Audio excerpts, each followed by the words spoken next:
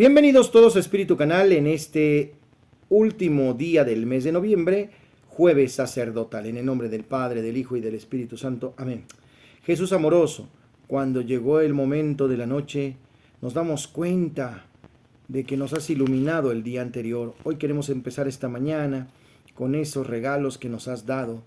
Es curioso, Señor, que a veces no valoramos lo que nos das. Permítenos observar a través de nuestras facultades tu bendición y presencia, y haz que esas mismas facultades sean puestas para honor y gloria tuya y la construcción del reino. Que nuestras facultades sean puestas para evangelizar. En nombre del Padre, del Hijo y del Espíritu Santo. Amén. Yo soy el Padre Jorge Arturo Moreno. Gracias por estar conmigo aquí en Espíritu Canal. Bienvenidos todos.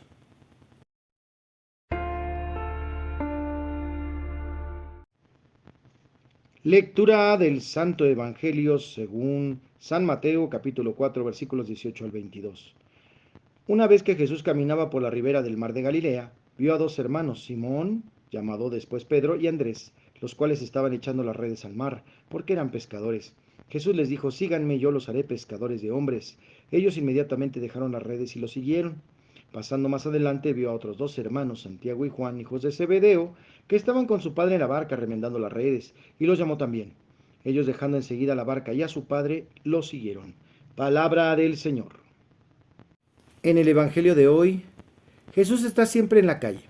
Sus primeras salidas misioneras tienen lugar alrededor del lago de Galilea, en contacto con la muchedumbre, en particular con los pescadores. Ahí Jesús no solo proclama la llegada del reino de Dios, sino que busca compañeros que se asocien a su misión de salvación. En este mismo lugar encuentran dos parejas de hermanos, Simón y Andrés, Santiago y Juan. Les llama diciendo: vengan conmigo y los haré pescadores de hombres. En el versículo 19, chéquelo usted. La mañana les llega en plena actividad de cada día. El Señor se nos revela no de manera extraordinaria ni asombrosa, sino en la cotidianidad de nuestra vida. Ahí debemos encontrar al Señor, y ahí se revela. En el trabajo, en la actividad, en la escuela, en el ir y venir.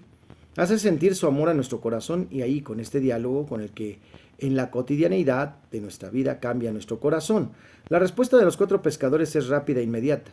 Al instante, dejando las redes, los siguieron. Versículo 20.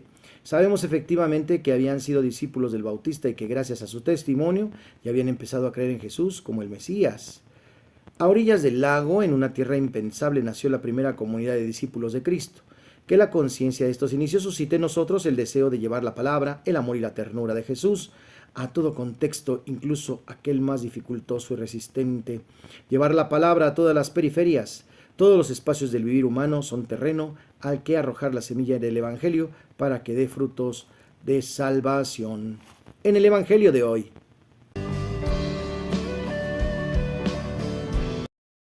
En el tema de hoy, la paz sea con ustedes.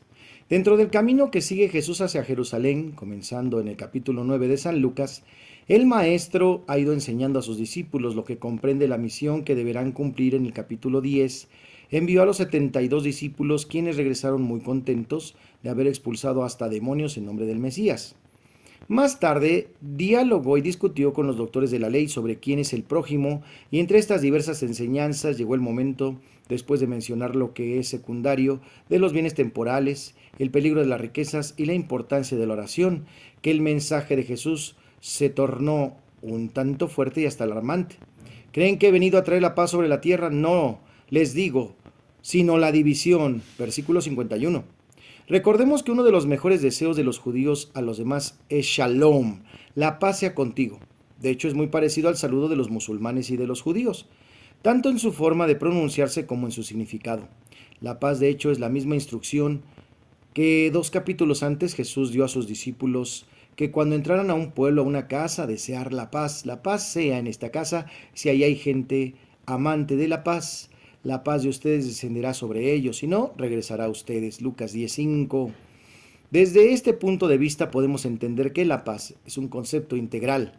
No quiere decir que nada más quien no tiene problemas esté en paz, sino que es una suma de varios aspectos que, viviéndose en armonía, dan como resultado la paz. Es el resultado de la presencia de Dios en nuestras vidas y no solo la ausencia de conflictos. Veamos algunos ejemplos que podríamos decir que quienes tienen dolor no están en paz. Quien tiene un sufrimiento no está en paz. Pero si aplicamos esto a una mamá que acaba de dar a luz, la alegría inmensa de acercar a su pecho a su hijo recién nacido es inmensamente más grande que el gran dolor que siente todavía su cuerpo, y aún más conforme va pasando la anestesia. Aquella mujer, a pesar de su sufrimiento, está en paz.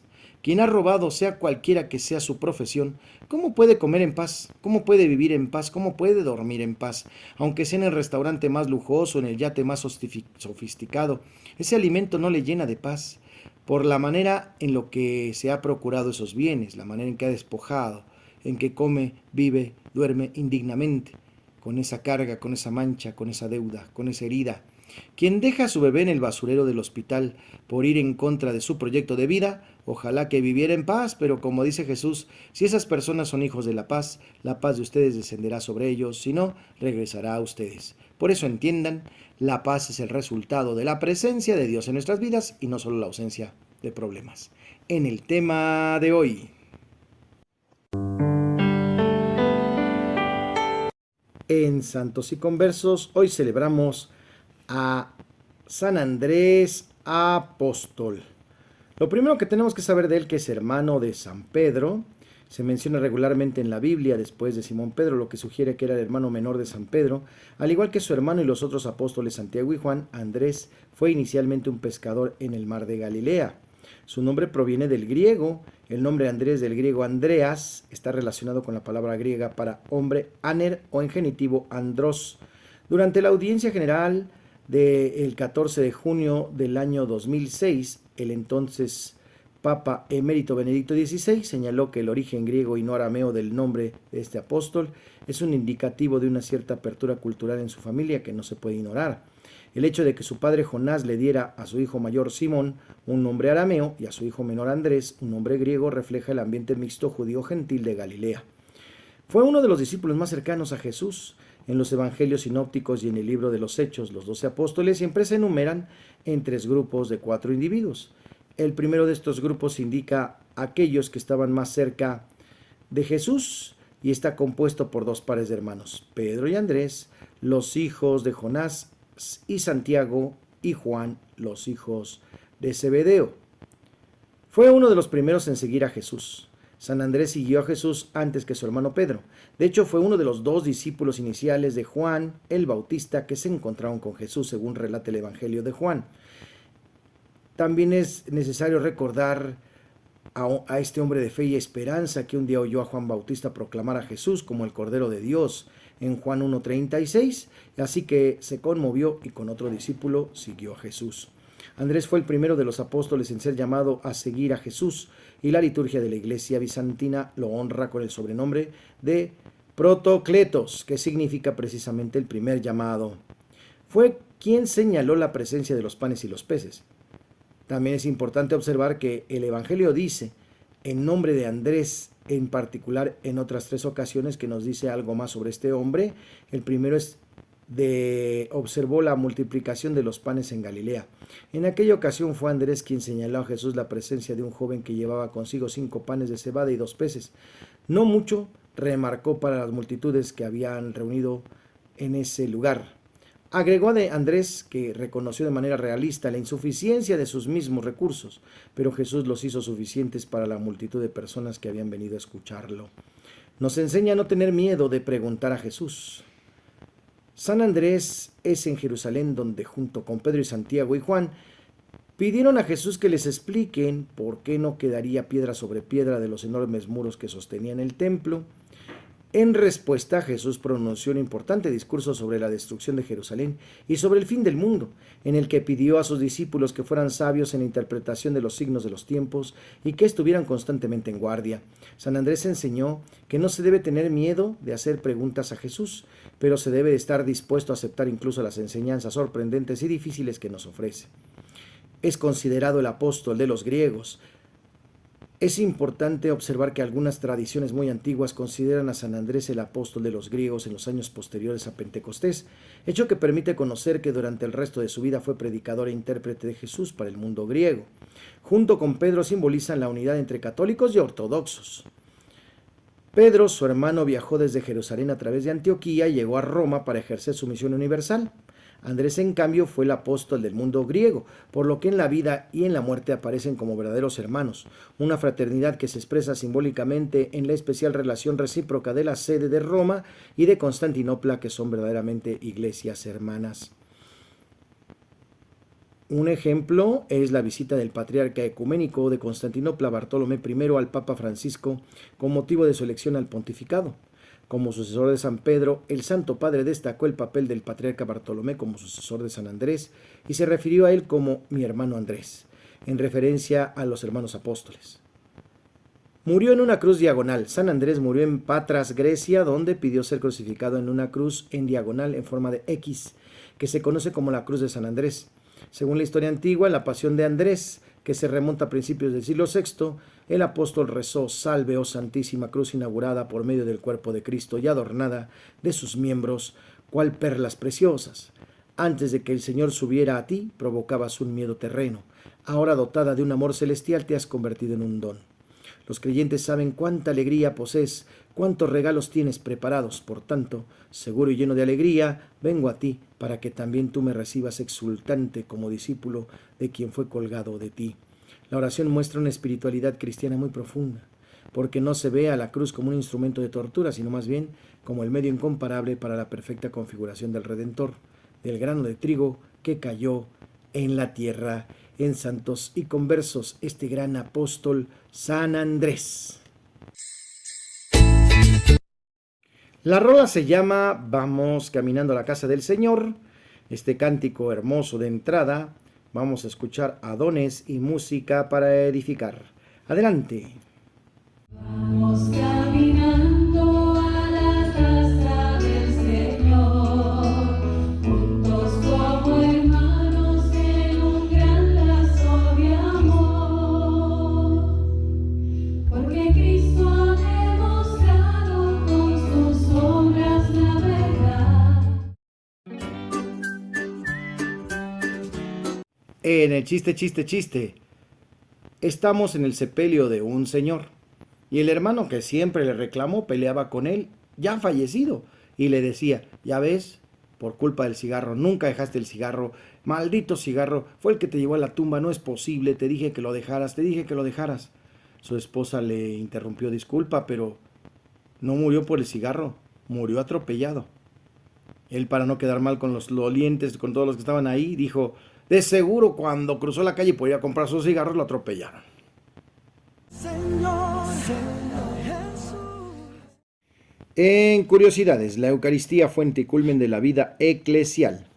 La Eucaristía es fuente y culmen de toda la vida cristiana, Lumen Gentium 11.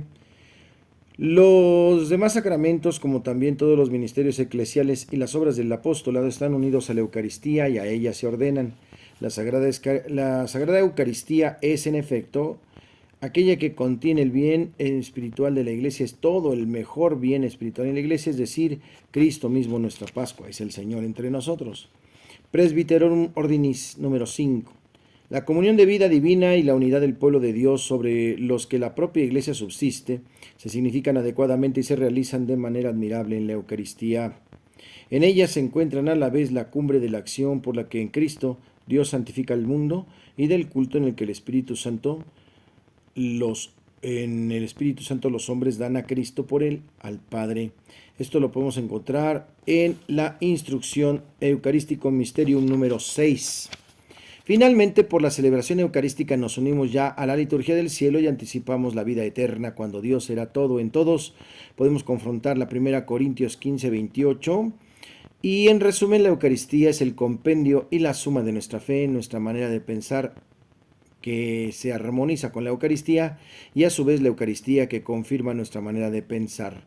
San Ireneo de León en Adversus Hereses 4.18.5 y en los numerales del Catecismo de la Iglesia Católica 1324 al 1327.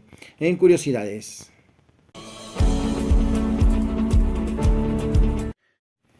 Agradecemos que hoy viene Chavo Guerrero a la parroquia de Santa Lucía. Bienvenidos todos, no falten.